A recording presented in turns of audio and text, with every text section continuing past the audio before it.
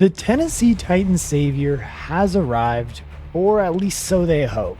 Cam Ward was an easy selection first overall in the 2025 NFL Draft, boasting a live arm, creative playstyle, and dripping with confidence. With him at the helm now, the future of the franchise is bright, but don't take anything for granted, Titans fans. The Caleb Williams fiasco in Chicago is the perfect reminder that getting the quarterback is just one half of the battle. Protecting, developing, and building around him is next, and there is a hell of a lot of pressure on Tennessee to do just that.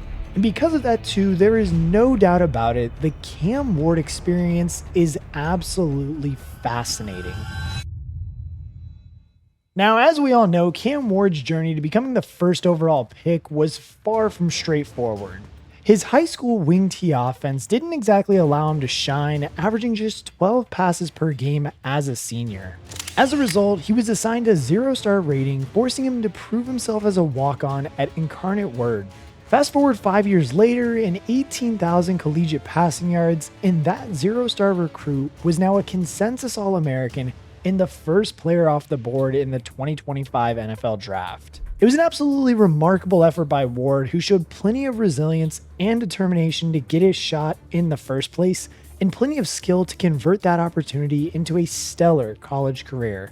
In doing so too, he displayed every single thing you would want to see from an NFL quarterback.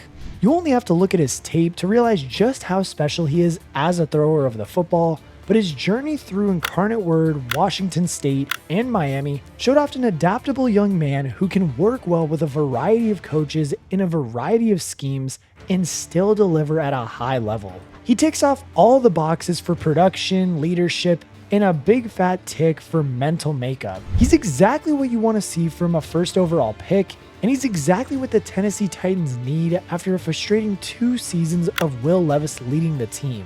With Jaden Daniels and CJ Stroud both delivering elite play as rookies over the last couple of seasons, it's easy to get carried away and hoping for something similar from Ward. And yes, while that would be amazing if that same situation or those same things would happen to the Tennessee Titans, it's very important that the Tennessee Titans just really need to realize that they need to take it slow and make sure that they truly do develop Cam Ward in the NFL.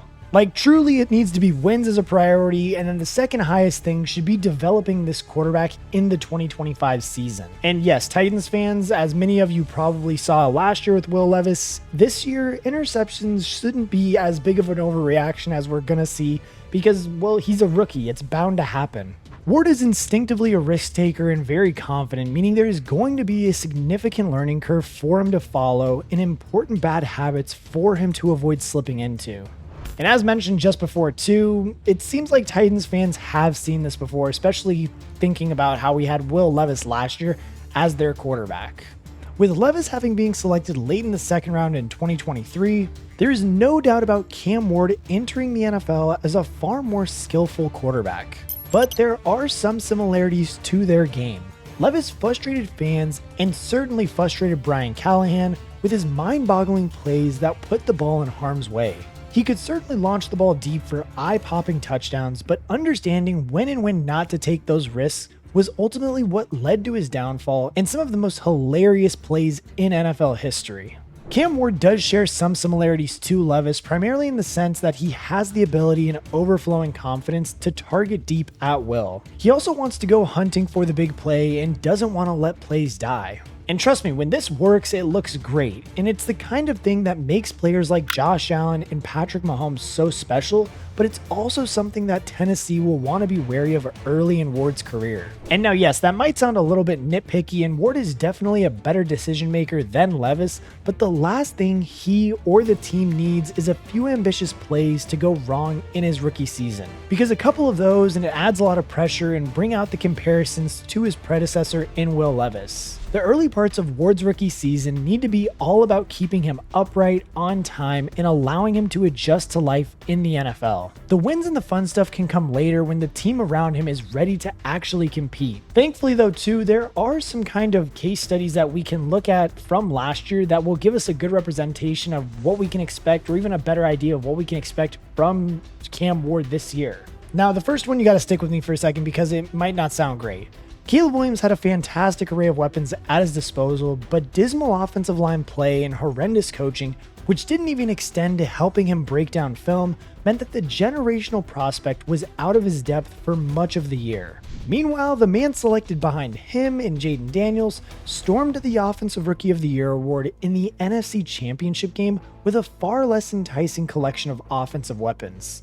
This is the case study that Tennessee wants to pay the closest attention to. We all remember Jaden Daniels' rookie campaign for his incredible performances as a passer and a rusher, but what is easily forgotten about is just how patient offensive coordinator Cliff Kingsbury was with his young quarterback. In the first 2 weeks of the 2024 NFL season, Daniels had an average depth of target of 5.5 and 5 yards respectively. The Commanders kept it very simple for him as he adjusted to the pace of the NFL, making him as comfortable as possible in the offense. Then, as the season progressed, Cliff opened things up for him, beginning with a breakout performance in Week 3 against the Cincinnati Bengals, in which Daniels' average depth of target jumped to 9.7.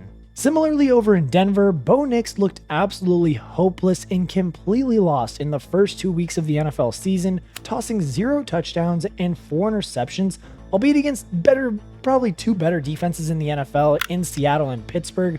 But Bronco fans had believed that they might have another bust on their hands until Sean Payton completely scaled back the offense and played to Nix's strengths.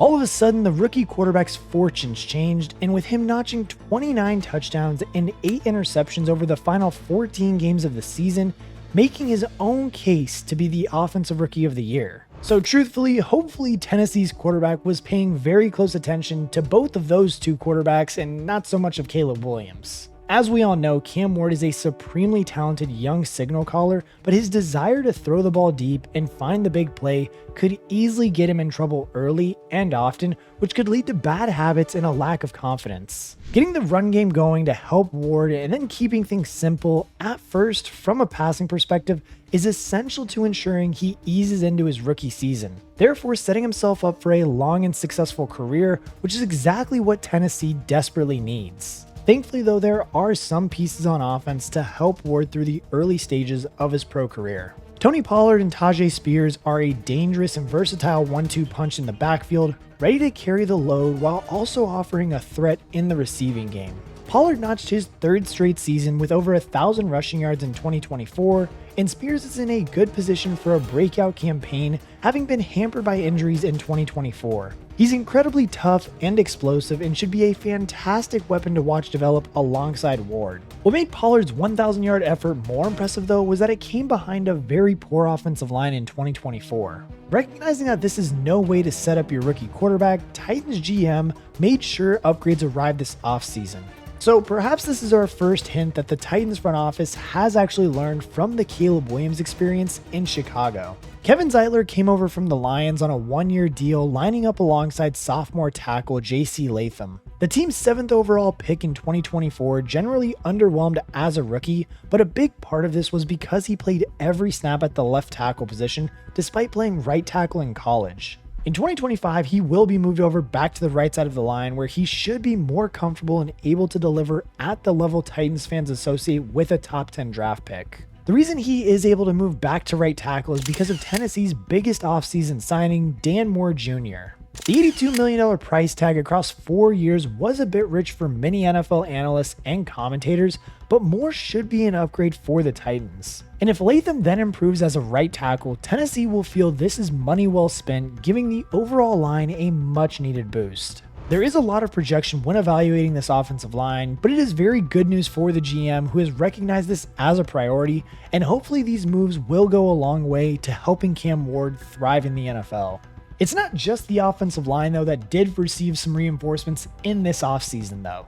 Chimere Dike and Alec Anymore both arrived in the 4th round of the 2025 NFL Draft, ready to ballot it out for the wide receiver 2 spot behind the top dog in Calvin Ridley. Both players are developmental receivers with big upside, and Titans fans will be hoping that one of them can turn into an exciting weapon to grow alongside Ward. In DK, Tennessee has an incredibly fast wide receiver who can stretch the field and wreak havoc on crossing routes. He's good at the catch point, but did tally 17 drops over his career and could do with refining his route running if he does want to become more than just a deep threat. Eli Aminor, on the other hand, is very renowned for his size than his speed, standing at 6'2", 206 pounds. He could develop into a good X receiver, already showing good movement ability for somebody of his size, but he isn't the most explosive receiver going. And he also does struggle with drops, but he uses his frame well to win on the outside. In drafting both of these guys, Tennessee has brought in two different wide receiver types and doubled their chances of finding a guy to develop alongside Cam Ward. Not only that too, but they also fired a few more darts by bringing in tight end Gunnar Helm in the 4th round as well, before signing Xavier Restrepo as an undrafted free agent. Restrepo was Ward's go-to guy in Miami, collecting 1,127 yards and 11 touchdowns from the slot, but a 4.83 40-yard dash was enough to scare every NFL team away from him in the draft. Still, he clearly has great chemistry with Ward, reliable hands, and impressive toughness. It will be interesting to see if he can overcome the slow 40 time to carve out a career for himself in the NFL too, though. If he can, then Cam Ward could easily find himself looking at a pretty good offense. Ridley is still going to get open with ease and can lead the pass catchers, with the other two battling it out for the wide receiver 2 position in the slot, and Restrepo being Ward's safety net over the middle. With defenses also having to worry about the speed and the two other running backs, it's easy to see how Tennessee could be up and running in no time.